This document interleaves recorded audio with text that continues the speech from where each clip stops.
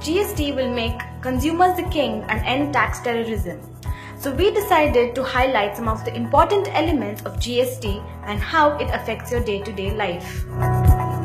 For starters, GST has 4 slabs: 5, 12, 18 and 28%. Items that are used daily but are non-essential in nature are put under the tax slab of 5%.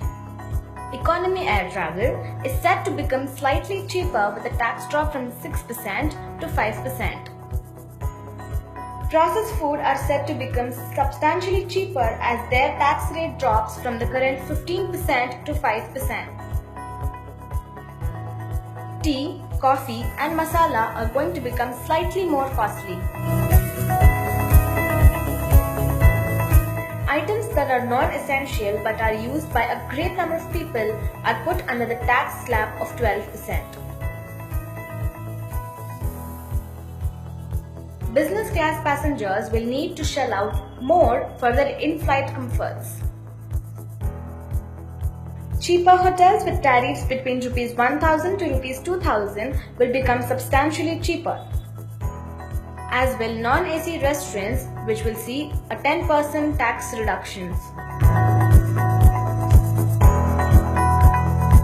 Nearly 81% of all goods and services are taxed at this bracket of 18%.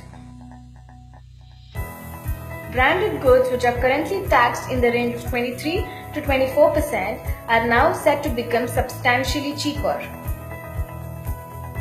as are personal care products like toothpaste and soaps, which will see a drop in taxes by 6 to 10% depending on the product in question.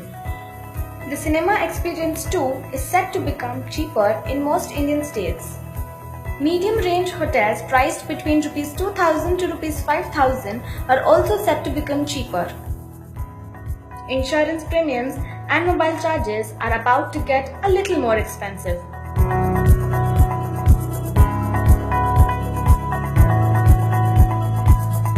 The 28% tax slab has been put on all luxury goods and services and goods with health hazards. Unlike their cheaper counterparts, luxury hotels are all set to become more expensive, as they have been put under the highest tax slab. Sin items like aerated drinks are set to become more expensive in most states. Tobacco is set to become substantially cheaper even though it's been put under the highest tax slab.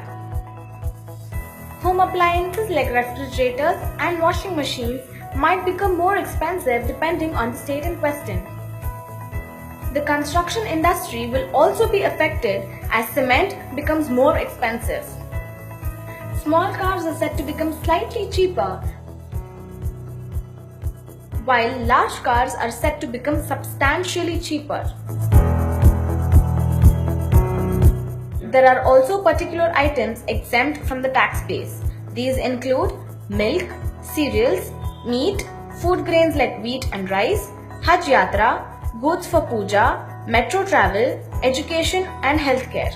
This new regime seeks to subsume all central indirect levies and state taxes to create a single pan-India market. With all these changes, it is likely that the GST rollout will be quite disruptive in the short term.